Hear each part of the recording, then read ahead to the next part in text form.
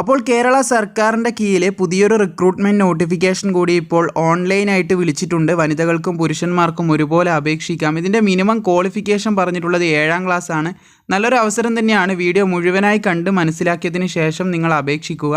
എന്തെങ്കിലും സംശയങ്ങളുണ്ടെങ്കിൽ താഴെ നിങ്ങൾക്ക് ഒഫീഷ്യൽ നോട്ടിഫിക്കേഷൻ ലഭിക്കുന്നതായിരിക്കും. അതുപോലെ തന്നെ വീഡിയോയിലൂടെ മുഴുവൻ കാര്യങ്ങളും നമ്മൾ ഡിസ്കസ് ചെയ്യുന്നതായിരിക്കും. നമുക്ക് വന്നിട്ടുള്ള റിക്രൂട്ട്മെൻറ്റ് നോട്ടിഫിക്കേഷൻ്റെ വിവരങ്ങൾ എന്താണെന്ന് മുഴുവനായിട്ട് തന്നെ നോക്കാം. കേരള സർക്കാരിൻ്റെ കീഴിൽ ഒരു ജോലി ആഗ്രഹിക്കുന്നവർക്കാണ് പുതിയൊരു റിക്രൂട്ട്മെൻറ്റ് നോട്ടിഫിക്കേഷൻ ഇപ്പോൾ ഓൺലൈനായിട്ട് വിളിച്ചിട്ടുള്ളത്. ഇതിൻ്റെ ഓൺലൈൻ അപേക്ഷ സ്റ്റാർട്ട് ചെയ്തിട്ടുള്ളത് 13 ഏപ്രിൽ 2022 മുതലാണ്. അപ്പോൾ ഓൺലൈനായിട്ടുള്ള അപേക്ഷ സ്വീകരിച്ച് തുടങ്ങിയിട്ടുണ്ട്. ലാസ്റ്റ് ഡേറ്റ് ആയിട്ട് പറഞ്ഞിട്ടുള്ളത് 27 ഏപ്രിൽ 2022 വരെ നിങ്ങൾക്കിതിന് ഓൺലൈനായിട്ട് നിങ്ങളുടെ അപേക്ഷകൾ സമർപ്പിക്കാൻ സാധിക്കുന്നതായിരിക്കും. നല്ലൊരു അവസരം തന്നെയാണ്. കേരള ഗവൺമെൻറ്റിൻ്റെ കീഴിലൊക്കെ ജോലി ആഗ്രഹിക്കുന്നവർക്ക് നല്ലൊരു അവസരം തന്നെയാണ്. നമുക്ക് കൂടുതൽ വിവരങ്ങൾ എന്താണെന്ന് നോക്കാം.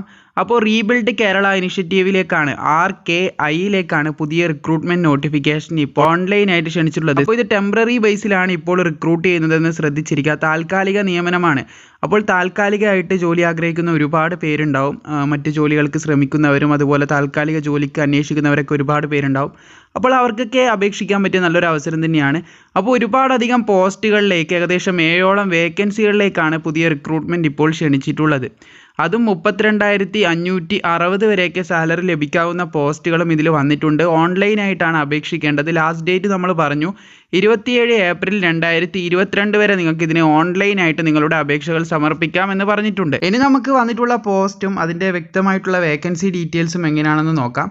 ആദ്യം തന്നെ ഓഫീസർ വന്നിട്ടുണ്ട്. IT ഓഫീസർ വന്നിട്ടുണ്ട്. അത് ഒരു വേക്കൻസിയാണ് പറഞ്ഞിട്ടുള്ളത്. തിരുവനന്തപുരമാണ് വേക്കൻസി പറഞ്ഞിട്ടുള്ളത്. പുറത്തുള്ളവർക്കും അപേക്ഷിക്കാം. പക്ഷേ തിരുവനന്തപുരം ഉള്ളവർക്ക് മുൻഗണന ലഭിക്കുന്നതായിരിക്കും. അതാത് ഡിസ്ട്രിക്റ്റിൽ നിന്ന് അപേക്ഷിക്കുമ്പോൾ അതിൻ്റേതായിട്ടുള്ള മുൻഗണന അവർക്ക് നൽകുന്നതായിരിക്കും. പിന്നെ ക്ലർക്ക് പോസ്റ്റിന് അപേക്ഷിക്കാൻ 2 വേക്കൻസി പറഞ്ഞിട്ടുണ്ട്. ഒന്ന് തിരുവനന്തപുരത്തിനും അതുപോലെ തന്നെ ഒന്ന് കോട്ടയവുമാണ് പറഞ്ഞിട്ടുള്ളത്. അതായത് ജില്ലകളിൽ നിന്ന് അപേക്ഷിക്കുമ്പോൾ അതിൻ്റേതായിട്ടുള്ള മുൻഗണനയും ലഭിക്കുന്നതായിരിക്കും. അവർക്ക് മുൻഗണന ലഭിക്കും. ജോലി ലഭിക്കാനുള്ള സാധ്യത കൂടും. അതുപോലെ കമ്പ്യൂട്ടർ അസിസ്റ്റൻറ്റ് പോസ്റ്റ് ഉണ്ട്. അതിന് 2 വേക്കൻസി പറഞ്ഞിട്ടുണ്ട്. തിരുവനന്തപുരം 1ഉം അതുപോലെ തന്നെ തൃശ്ശൂർ 1ഉമാണ് പറഞ്ഞിട്ടുള്ളത്. അതായത് ജില്ലകളിൽ നിന്ന് അപേക്ഷിക്കുമ്പോൾ അതിൻ്റേതായിട്ടുള്ള മുൻഗണന അവർക്കും ലഭിക്കുന്നതായിരിക്കും. ഇനി ഓഫീസ് അറ്റൻഡൻറ്റ് പോസ്റ്റ് ഉണ്ട്. തിരുവനന്തപുരം 1, കോട്ടയം 1, അങ്ങനെ 2 വേക്കൻസികൾ വന്നിട്ടുണ്ട്.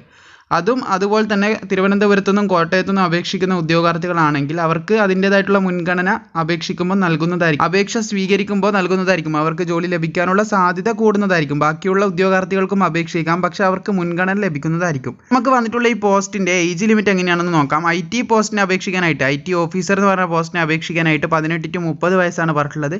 പിന്നെ ക്ലർക്ക് പോസ്റ്റിന് 18 to 25, അതുപോലെ കമ്പ്യൂട്ടർ അസിസ്റ്റൻറ്റ് പോസ്റ്റ് പിന്നെ ഓഫീസ് അറ്റൻഡൻറ്റ് പോസ്റ്റ് ഇതിന് രണ്ടിനും അപേക്ഷിക്കാനും 18 വയസ്സ് മുതൽ 25 വയസ്സ് വരെ തന്നെയാണ് ഏജ് ലിമിറ്റ് പറഞ്ഞിട്ടുള്ളത്. ഇനി നമുക്ക് വന്നിട്ടുള്ള ഈ പോസ്റ്റിൻ്റെ എഡ്യൂക്കേഷൻ ക്വാളിഫിക്കേഷൻ എങ്ങനെയാണെന്ന് നോക്കാം. IT ഓഫീസറിന് അപേക്ഷിക്കാനായിട്ട് MTech, ME അതുപോലെ തന്നെ BTech, BE അല്ലെങ്കിൽ MCA, MSc ഒക്കെ ഉള്ളവർക്ക് കമ്പ്യൂട്ടർ സയൻസിലുള്ളവർക്ക് അപേക്ഷിക്കാമെന്ന് പറഞ്ഞിട്ടുണ്ട്.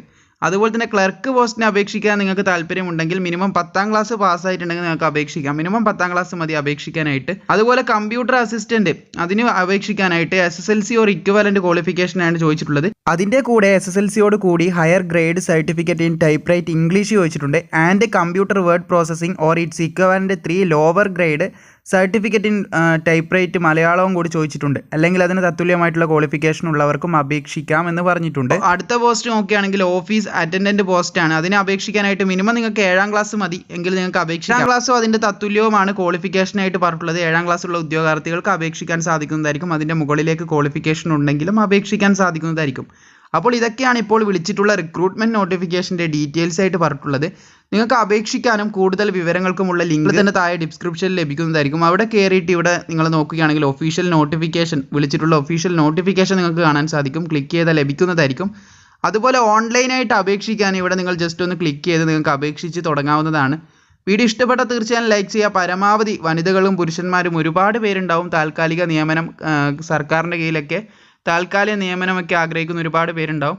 അപ്പോൾ അവരിലേക്ക് നിങ്ങൾ ഈ ഒരു വീഡിയോ ഷെയറും കൂടി ചെയ്ത് കൊടുക്കുക.